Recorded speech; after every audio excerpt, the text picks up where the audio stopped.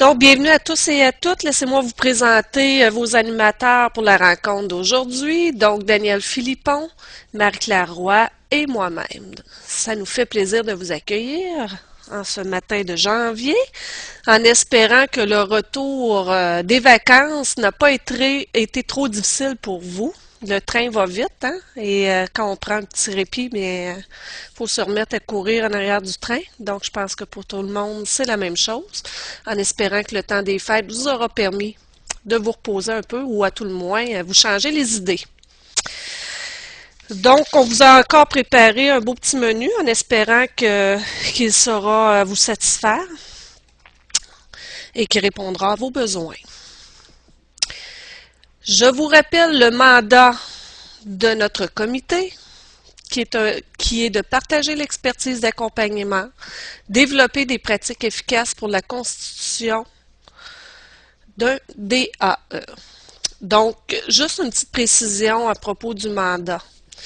Nous savons que pour plusieurs d'entre vous, il est difficile d'aller rencontrer vos enseignants et vraiment de partager cette expertise d'accompagnement. Donc, simplement vous dire, ne soyez pas mal à l'aise par rapport au fait qu'on s'était donné un mandat de partage. C'est correct que vous soyez parmi nous pour vous approprier les ressources et planifier pour une autre année, l'an prochain, un accompagnement au regard du DAE. Donc, je sais, on connaît la réalité, votre réalité, et donc, tout simplement vous dire que c'est important que vous y soyez, que ce soit dans un but de partage d'expertise ou d'appropriation des ressources, c'est OK. Donc, même si on avait un mandat au départ qui était beaucoup plus de partage, tant mieux. Les gens qui accompagnent déjà des enseignants, qui présentent déjà ces ressources, ben, vont pouvoir partager à tous et à toutes, et ceux qui sont en appropriation ou qui prévoient accompagner les enseignants l'an prochain, mais vous pourrez aussi profiter et redonner l'an prochain votre partage d'expertise. L'intention de cette rencontre. Au terme de cette rencontre, les participants devraient être en mesure de consolider la démarche de constitution d'un DAE et tirer profit de l'échange. Je vous présente le déroulement de la rencontre. Donc, nous avions l'accueil de 8h à 9h, comme d'habitude. Le mot de bienvenue. Je vais aussi faire un petit retour sur la carte conceptuelle que je vous avais présentée lors de la dernière rencontre. Je vais prendre vos attentes des participants. On a une activité comme d'habitude, on jase, donc de discussion.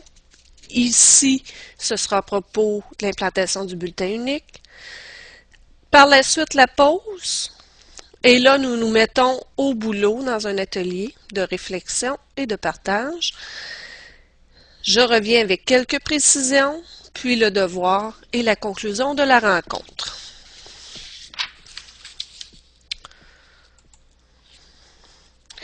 Donc, comme je vous le disais d'entrée de jeu en vous présentant le déroulement, je vous ai dit que j'allais revenir sur la carte conceptuelle présentée à la fin de la dernière rencontre.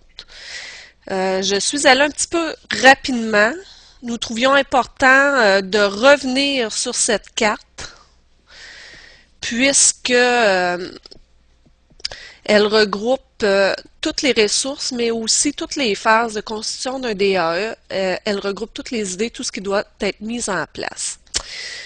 Présentement, je vous le présente sur le tableau que vous avez devant vous à l'écran. Vous pouvez augmenter le visuel de ce tableau-là, de cette image-là, en allant dans le coin droit, en bas de votre écran, vous avez une petite loupe, et la petite loupe, vous pouvez aller sélectionner le pourcentage de résolution pour augmenter l'image pour être en mesure de bien lire la carte conceptuelle.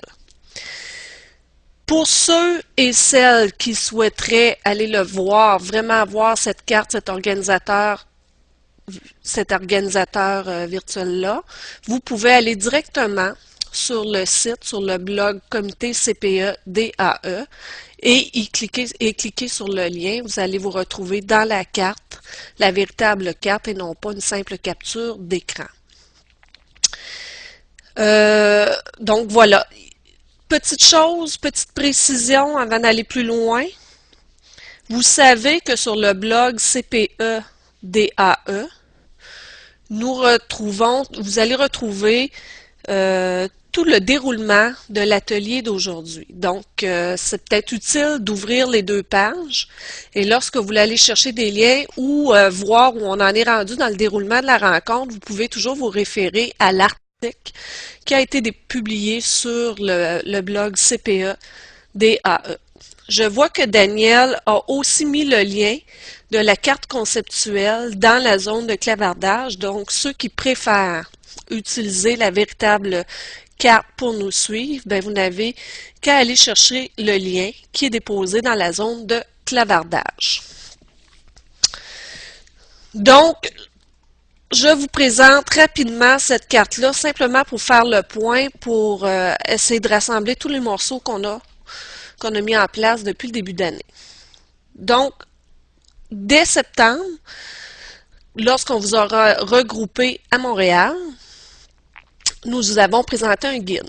Donc, un guide qui est destiné, qui est à l'intention des enseignants et dans lequel vous allez retrouver des pistes de travail pour qu'un enseignant puisse, avec ses élèves, constituer des dossiers d'apprentissage et d'évaluation. Donc, les dossiers des élèves, comment un enseignant peut en arriver avec eux, les accompagner à constituer ce dossier-là d'apprentissage et d'évaluation. Donc, c'est le cœur de nos rencontres. Vous avez dans le cercle jaune, donc le dossier d'apprentissage et d'évaluation, et sur la véritable carte, vous avez ici une petite bulle qui vous amène en hyperlien vers ce fameux guide. Donc, ce dossier d'apprentissage et d'évaluation, il s'orchestre à partir de 6 phases, naturellement. Donc, les phases qu'on retrouve dans la politique d'évaluation des apprentissages. Donc, la planification des apprentissages de l'évaluation. On s'y est arrêté lors d'une rencontre virtuelle où on vous a présenté un outil de planification. Un outil de planification dans lequel vous retrouvez naturellement vos compétences de chacun des programmes. Vous retrouvez les critères et les éléments favorisant la compréhension des critères.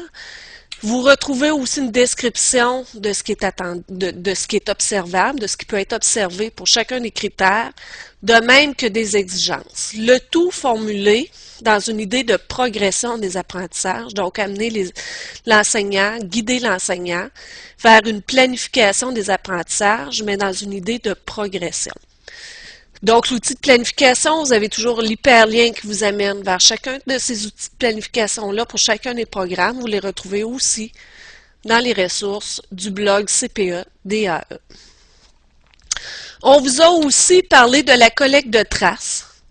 Comment amener les élèves à collecter des traces qui sont pertinentes, qui sont suffisantes, qui sont représentatives, à partir de critères de réalisation et de critères de sélection.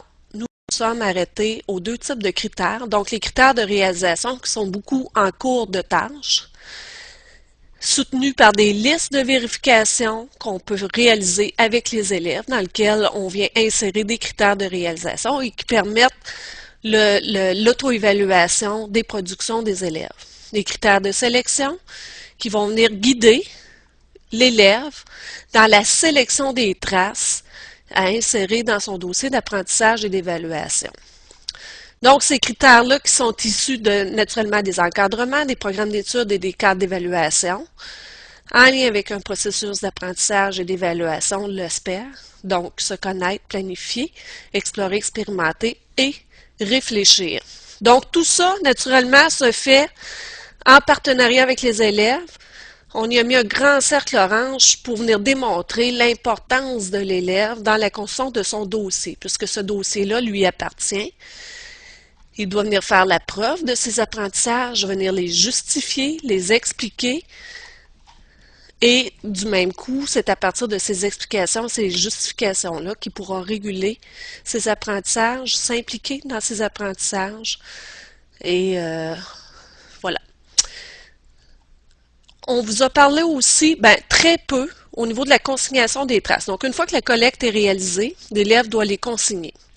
La consignation des traces a été davantage abordée dans les autres rendez-vous virtuels sur les ressources numériques. Donc, il y a une série de 4 rencontres qui portent sur les ressources numériques, donc le portfolio Perl, le blog PI, le blog PPO.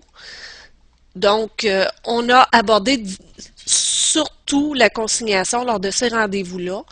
Toutefois, nous y reviendrons dans une prochaine rencontre d'ici la fin de l'année. Donc, à quel endroit l'élève peut consigner ses traces une fois qu'il les a choisies, sélectionnées, à partir de critères élaborés avec son enseignant. Donc, on dit qu'on peut avoir des outils de consignation traditionnels, des outils de consignation technologiques et voire même peut-être hybrides, un peu des deux. Donc, on met à votre disposition différentes ressources numériques, Perl PPO, Mara, blog répertoire PPO, blog PI, classe virtuelle. Ces ressources-là sont mises à la disposition par le récit, le Service national du récit du développement du domaine du développement professionnel. M. Bertin Desjardins, qui est ici présent aujourd'hui, offre un accompagnement plus pointu pour ceux qui auraient besoin de formation au niveau de l'appropriation de ces ressources-là.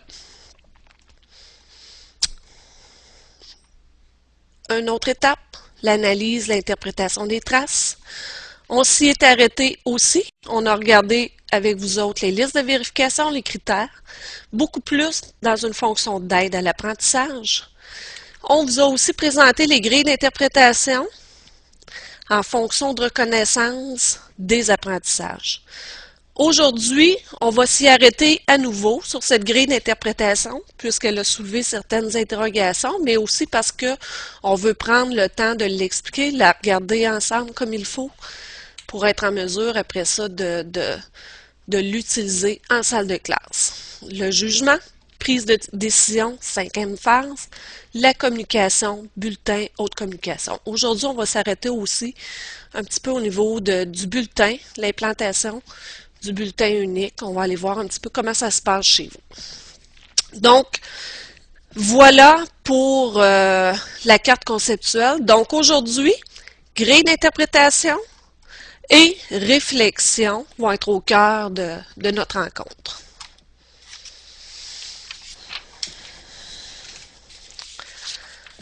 Nous serions prêts maintenant à prendre vos attentes au regard de cette rencontre-là. Donc, je ne sais pas.